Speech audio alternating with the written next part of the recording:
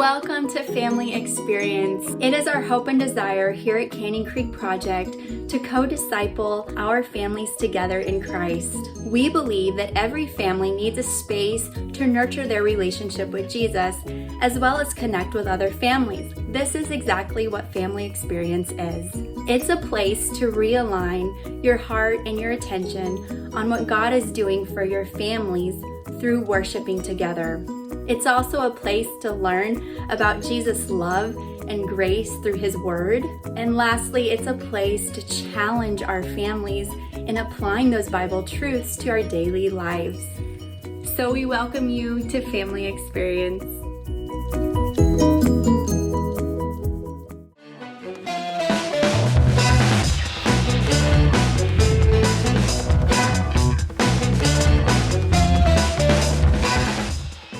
Our Bible verse for today is found in Micah chapter 6, verse 8. And it says, to act justly and to love mercy and to walk humbly with your God.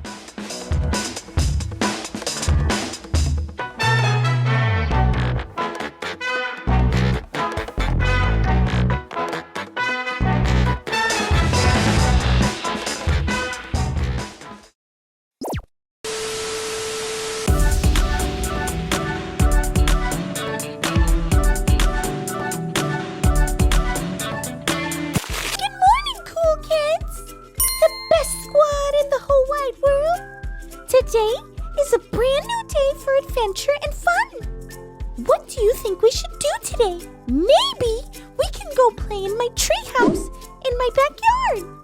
Oh, look! We have a call from Allie. Hey, Allie! Hey, Callie, what are you up to? Chillin', talking to my squad. You? Callie, I have some bad news. You know that small cornfield close to our houses that we hope one day would become a super cool park? Well, people have been throwing their garbage there. My mom said that we can't play there anymore. Oh no! What do you think we can do? I don't know. It could be so beautiful. I know! It could be a really pretty garden for people to come sit and talk and play. Or maybe a place to put a pretty bird bath and fountain. Yeah, that sounds so nice. Maybe. Yeah? Maybe you can plan it. Ha! Me? Little me? Do something so big? But of course you can, Cals. You're brave and smart. And small. And my voice cracks when I'm nervous. But maybe... Yes? Maybe I can get some help from my parents. They have a lot of cool friends. And of course you, Allie. But of course. I can help you out for sure. This is exciting. Maybe our Bible story can give us some more ideas. It's time for our Bible story. This story comes from the book in the Bible called Judges. And that's exactly what Deborah, the main character of our story, was. We think of a judge as a person in a courtroom who slams a gavel and makes decisions. Well, that's exactly what Deborah did. Maybe without the gavel. People came to her to settle things. Like you might go to her if you got into a fight with your brother or sister over a toy. She would decide who got the toy. She was also a prophet, which means that God would speak to her and she would share what He said with others. Deborah was a very special person with many gifts, which is why she was the leader of God's people. At that time, it was very rare for a woman to lead, but God chose her, just like God can choose any of us. One day, Deborah heard from God that it was time to go to battle, and God would give them the victory. She called a guy named Barak to lead the troops, but he wouldn't go without Deborah. Maybe he doubted that he could be a leader, like Deborah was. Deborah decided she would go, but told Barak that because of his attitude, God would choose someone else, another woman, to give them victory. And that is exactly what happened. Deborah heard from God and gave the order for Barak and the army to charge. The battle wasn't even close. Deborah was right. Barak and his army won.